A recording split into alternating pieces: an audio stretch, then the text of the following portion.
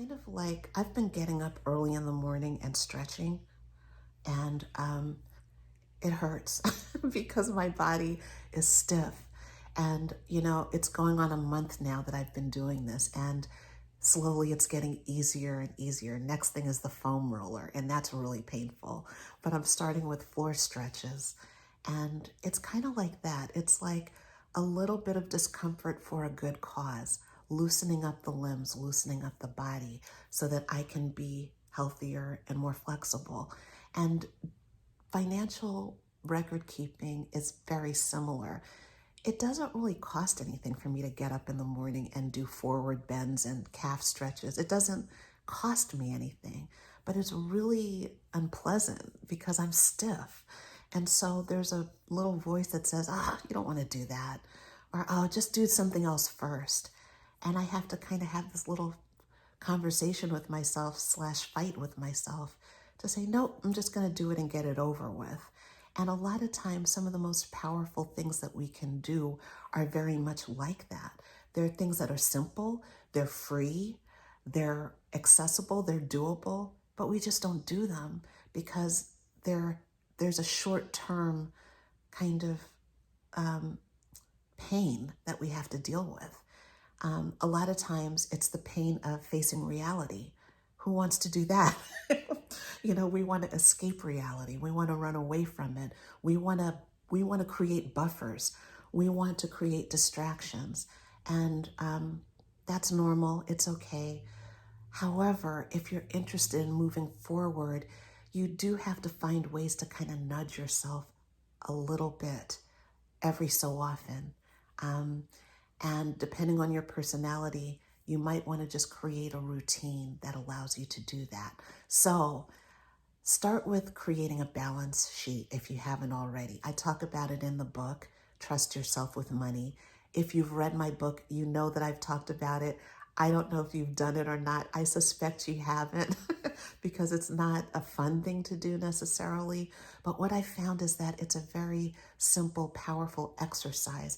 And whether you're 22 or 92, if you're in charge of your own money, if you are supporting yourself, and if you're responsible for, weekly, monthly, annual expenses, and taking care of yourself and others, it's a very useful thing to do.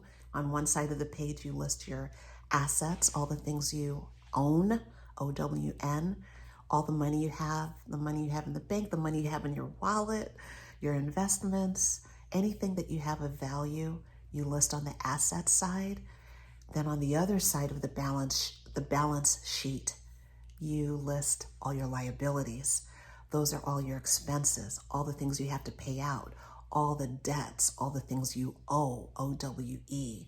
You have your assets on one side, your liabilities on the other side. Now, the one thing I will say about a balance sheet is that just, if you're doing your balance sheet and you're just kind of feeling like, oh my gosh, this is terrible, just remember a balance sheet is not a static document. It's always changing. It's just a snapshot in time. So you do your balance sheet on a Wednesday morning, and by Thursday, it's different, right? You're not doing it every day. You're just taking a moment, looking at how things are right now, and then go on with your life. Come back and do it again. When I first started doing a balance sheet, I think I was doing them monthly, I think, or maybe it was more often, especially when I was like plowing my way out of debt, and I was, digging my way out of debt, and I wanted to see that number because I had a huge negative net worth. It was negative 40-some thousand dollars because that's how much debt I had.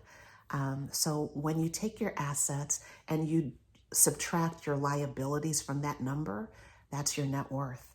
And when you have a lot of debt, more debt than you have money in the bank, your net worth is negative. It can change though. My net worth went from negative $45,000 to negative $44,000 to negative $43,000.